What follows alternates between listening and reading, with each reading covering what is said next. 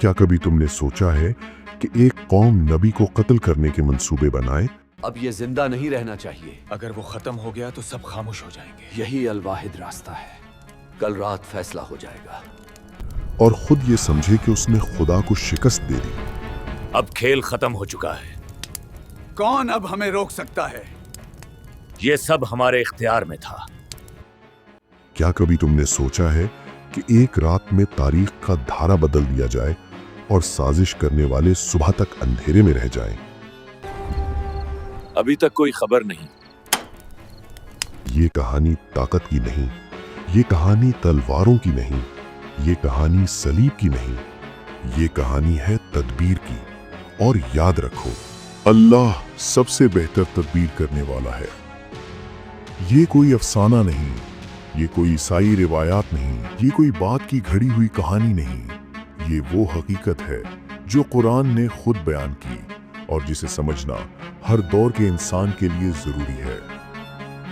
ये कहानी है हजरत ईसा इब्ने मरियम अलैहिस्सलाम की और उन साजिशों की जो उनके खिलाफ बुनी गई। ये उस दौर की बात है जब बनी इसराइल इल्म के अमीन कहलाते थे, मगर दिल हसद से भर चुके थे।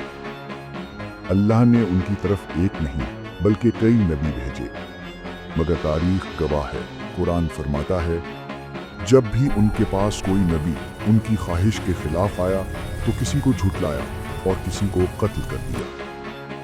इन्हीं हालात में अल्लाह ने हजरत मरियम अलैहिस्सलाम के बतन से एक अजीम नबी को दुनिया में भेजा। बगैर बाप के एक निशानी, एक मौजिज़ा, एक आजमाइश। और यही बात यहूदी सरदारों के लिए नाकाबिले बर्दाश्त थी। हजरत ईसा अलैहिस्सलाम कोई नया दीन लेकर नहीं आए थे, वो तौरात की तस्दीक के लिए आए थे और बनी इसराइल को अल्लाह की तरफ लौटाने के लिए आए थे। कुरान कहता है, और मैं तौरात की तस्दीक करने वाला हूँ जो मुझसे पहले नाजिल की गई। उन्होंने ना तख्त मांगा, ना हुकूमत, ना लश्कर। उन्होंने कहा, अल्लाह ही मेरा रब है और तुम्हारा रब है, उसी की इबादत करो। यही जुमला साजिश की बुनियाद बन गया। जब हजरत ईसा अलैहिस्सलाम मुर्दों के दिल जिंदा करने लगे, जब अंधे बीना होने लगे, जब कोढ़ी शिफा पाने लगे अल्लाह के हुक्म से, तो लोग पूछने लगे, ये किसकी ताकत है? और जवाब था, अल्लाह की। यहूदी सरदारों ने देखा कि अवाम उनकी तरफ माइल हो रही है, तो हसद ने इल्म पर गलबा पा लिया। कुरान साफ कहता है, उन्होंने ईसा के खिलाफ मक्र किया और अल्लाह ने भी तदबीर की और अल्लाह सबसे बेहतर तदबीर करने वाला है। यहाँ एक बात समझ लो, मक्र का मतलब चाल, साजिश, छुपा हुआ मंसूबा।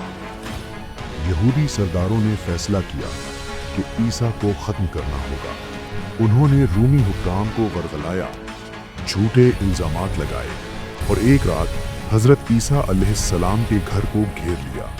यहाँ वो समझ रहे थे कि अब सब खत्म हो जाएगा, लेकिन वो नहीं जानते थे कि जिस नबी के खिलाफ वो साजिश कर रहे हैं उसका मुहाफिज खुद अल्लाह है। कुरान फैसला कुन ऐलान करता है, और उन्होंने न ईसा को कत्ल किया न सूली पर चढ़ाया, बल्कि उनके लिए मामला मुश्तबह कर दिया गया। सूरतुन निसा 157। ये जुमला पूरी दुनिया के अकीदे को हिला देता है। अल्लाह ने क्या किया? कुरान कहता है, बल्कि अल्लाह ने ईसा को अपनी तरफ उठा लिया। सूरतुन निसा 158। यानी न कत्ल, न सलीब, न शिकस्त, बल्कि निजात, रफ, हिफाजत। फिर सलीब पर कौन था? ये सवाल हर जहन में आता है और कुरान कहता है, जिन्होंने इख्तिलाफ किया वो महज शक में है, उन्हें इसका कोई यकीनी इल्म नहीं। सूरतुन निसा 157। कुरान ने किसी फर्द का नाम नहीं लिया, क्योंकि मकसद किस्सा सुनाना नहीं बल्कि बातिल को बेनकाब करना है। यकीन रखो, यहूदी खुद भी यकीन से नहीं जानते, ईसाई भी बाद में घड़ी हुई रिवायात पर हैं। सिर्फ अल्लाह की बात हकमी है। नबी सल्लल्लाहु अलैहि वसल्लम ने वाज़ेह फरमाया ईसा इब्न मरियम क़यामत से पहले नाजिल होंगे। ये हदीस खुद इस बात का सबूत है कि हज़रत ईसा अलैहिस्सलाम जिंदा हैं और कत्ल नहीं किए गए। ये कहानी हमें क्या सिखाती है? ये कि साजिश कितनी ही गहरी हो, मकर कितना ही ताकतवर हो, बातिल कितना ही मुतमईन क्यों ना हो, अल्लाह की तदबीर सब पर गालिब है। ये कहानी हमें बताती है कि जो ये समझता है कि उसने नबी को ख़त्म कर दिया, वो दरअसल खुद तारीख में बेनकाब हो जाता है। और जो अल्लाह पर भरोसा करे, अल्लाह उसे ऐसे रास्ते से बचा लेता है जिसका दुश्मन तसव्वुर भी नहीं कर सकता। ये सिर्फ ईसा अलैहिस्सलाम की कहानी नहीं, ये हर उस इंसान के लिए पैगाम है जो हक पर है और अकेला है। याद रखो, और अल्लाह अपने नूर को मुकम्मल करके रहेगा, चाहे काफिर इसे नापसंद करें।